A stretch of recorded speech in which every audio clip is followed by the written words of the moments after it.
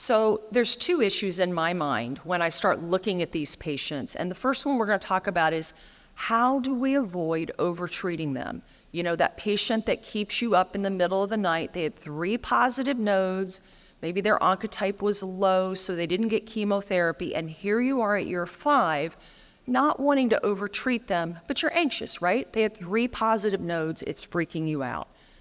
So here's a case, 54-year-old, 2 positive nodes, keeping me awake at night, small tumor, grade 2, strongly ER positive, but PR negative. That always bothers me a little bit as I think back about my ClinPath upbringing.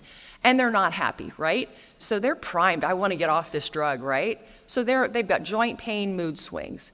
So Marla, what do you think about if this is a patient in your clinic? Mm-hmm. This is definitely an ideal patient for breast cancer index because we've got positive lymph nodes, we've got an over 1 centimeter tumor, grade 2, and we just don't know if she's going to benefit or not. So this is someone around 4 to 5 years that I would recommend breast cancer index testing for. Myra, what about you? Do you see patients, is this somebody you'd be comfortable ordering a test on with 2 positive nodes? Most definitely. Most definitely. You do not want to overtreat. And this is a patient you want to have clear answers back, and that's what the BCI gives you. Right. I agree.